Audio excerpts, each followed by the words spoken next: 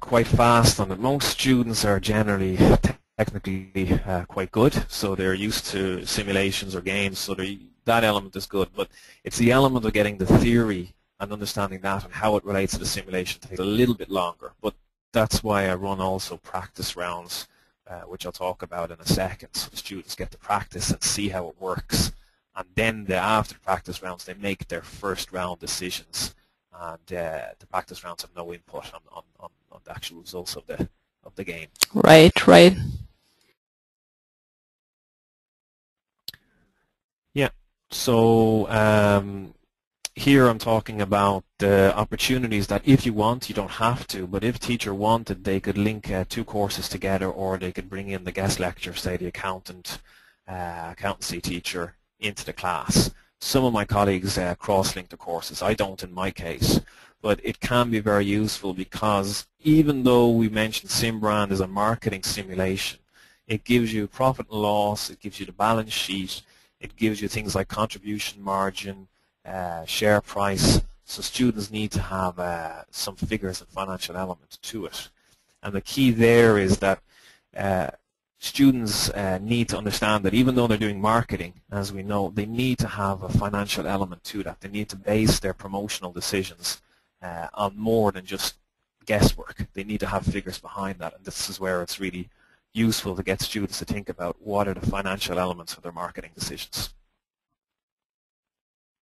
This is tend to be a common problem, at least in marketing classes and courses, where students really are under the impression that I study marketing, I need not know of numbers and of how they connect.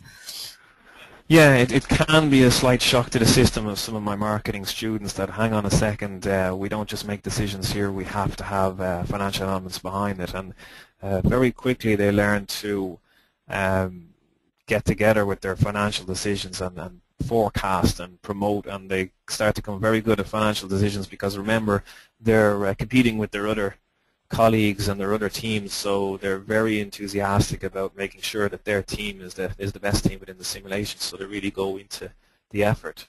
It also helps, though, sometimes that if you have different students with different levels, say you have a marketing student, accountancy student, maybe an engineer, etc., then sometimes the accountancy student might take on that role and the marketing student will take on the marketing role, so they'll divide the roles and they'll take over that role, and then they'll work together to try and best grow their business and win the simulation.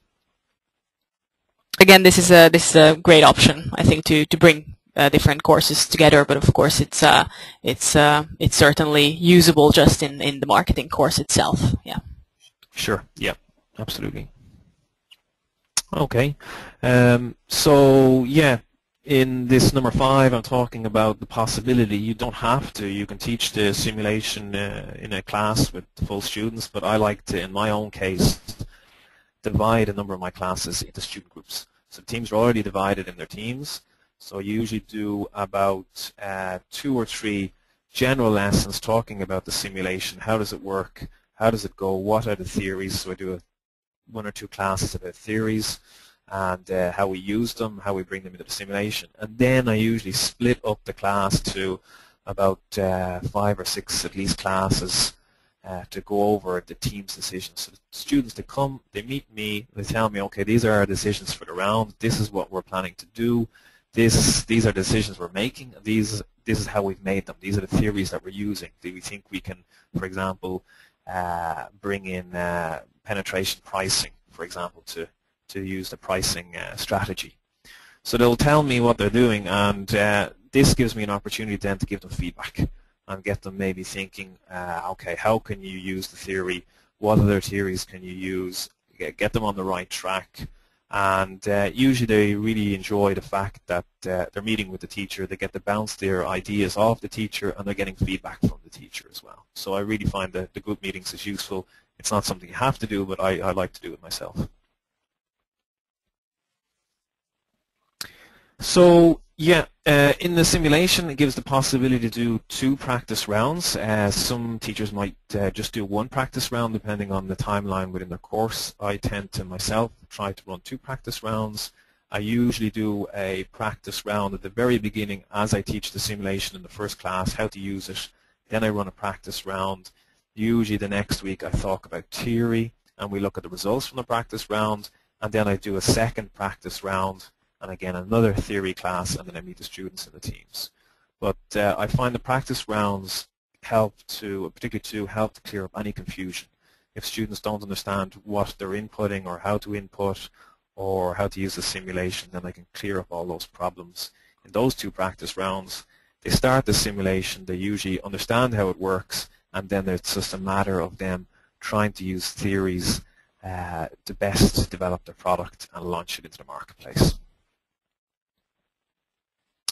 Yeah, so as the students launch the product and launch their products into the marketplace and they compete, I find that I generally don't have to motivate them. It's not a classroom setting where I need to motivate the students and get them eager about the coursework. Because they're in teams and because they're competing against each other, they're very, very motivated to do better than their other members. And it's quite interesting that when the results come out, they're usually all gathered around the computer screen counting down the time till the results come up. But what I do find is that I need to focus the students, focus them into using theory and focus them into thinking about not just inputting any sort of figure, but having detailed analysis and forecasts behind the figures that they place into the simulation. So motivating them is not a problem. They're very motivated to go on and try and beat their fellow teammates, but focusing them is more the issue, and focusing them in on how to use theory and how to use it in the simulation. Yeah, I suppose that as soon as the sort of the element of competition comes in, which I think is really fantastic, but it really creates that that kind of situation where the teams are just more about beating each other in the scoring as opposed to actually focusing on what they're learning through the process.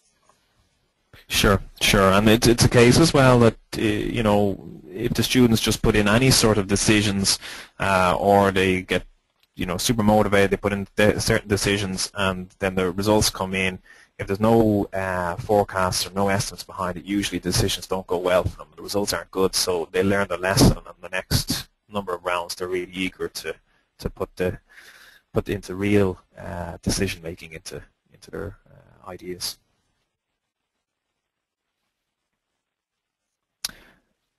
Yeah, so what I'm usually doing with my students is I'm not telling them how to run the simulation, I'm not telling them what to do or how to do it.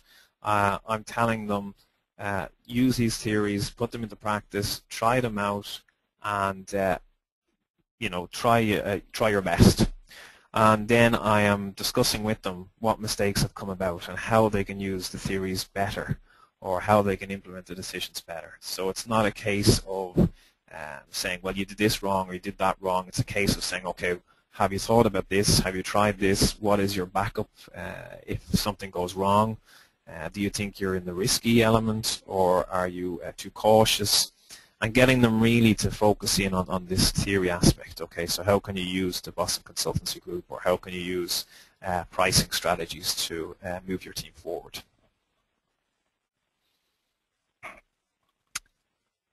Yeah. So as part of my simulations, it's not just I'm basing all the results based on the simulation. I'm usually breaking it down in terms of the reports. So I have the students prepare reports for me. In my own case, I usually have them do an initial report for the first rounds and then a final report. And the initial report is their outlining strategy, what they're going to put into place, how they think the simulation is going to run, what decisions they're going to try, how they're going to make their team number one. And the final report is all the results after that, so how the rounds went, how they used it, what theories they used, how they used them, what went right, what went wrong, what they learned from those theories, and how could they have improved the decisions through. And usually it's good as well because students tend to then analyze other competitors. So they say, okay, well, the red team or colleagues in the red team, they did this particularly well, or the blue team didn't do this well in one round, but they did this in another round. So they learn from the mistakes and the opportunities that the other teams take on, so they see what the other teams are doing. So my courses tend to run in a kind of structure that I have about 50% for simulation, about 35% for reports, and then about 15% for class attendance, teamwork, and peer review. So I find reports are useful as well in the simulation. And this is going to be this is basically part of that assessment topic that I mentioned a little bit earlier, and I think that we're gonna talk about it a little bit more in a couple of slides. That's basically how the final assessment should really revolve around more than just sort of performance in the game itself.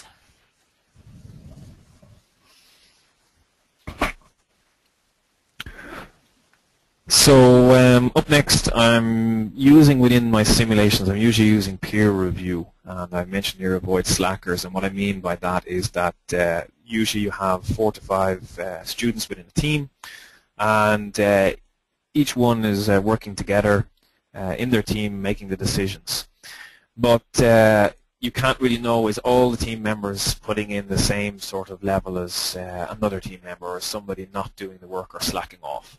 So what I have is a peer review where each member of the team grades themselves and their other team members on their performance during the simulation. And I find in my course anyway that this helps each member of the teams to make sure that they put in the same effort as another student, that they don't slack off and do nothing, so we don't have people just within the team and somebody else making all the decisions.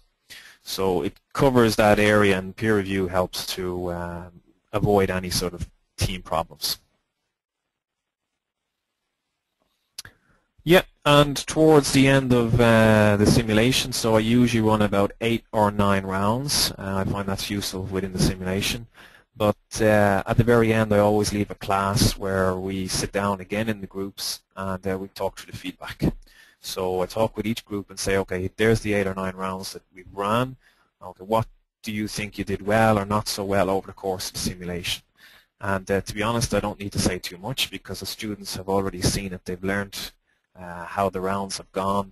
They understand where they've made the mistakes already themselves, and they understand where they did very well. So usually it's me sitting there and the students explaining how it went, and then I can agree or disagree or point to the fact that yes, you know, you did make this mistake here, but in fairness, yet you did come back from that and you did learn from that mistake and you did put in more theories into practice and develop your company.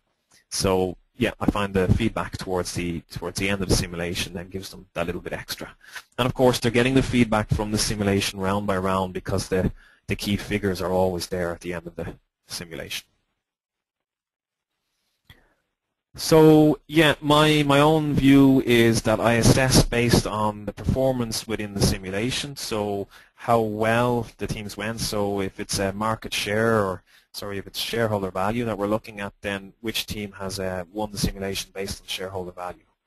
And that metric is already within the simulation, so it's not something that you have to compute. The simulation does it for you as a teacher.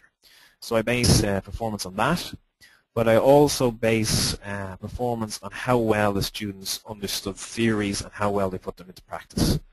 So, for example, students could be making mistakes at the beginning of the simulation, but then they learn from those mistakes and they improve all the way over the last number of rounds. So I mentioned that to my students, that that's really what I'm looking for, is for them to understand that the simulation is a tool to put theory into practice, and how to best put it into practice and do well in the simulation. Doesn't necessarily mean you always win. And then I also have the peer review, as we mentioned earlier, where students will grade themselves and their teammates on the basis of how well they performed within the simulation.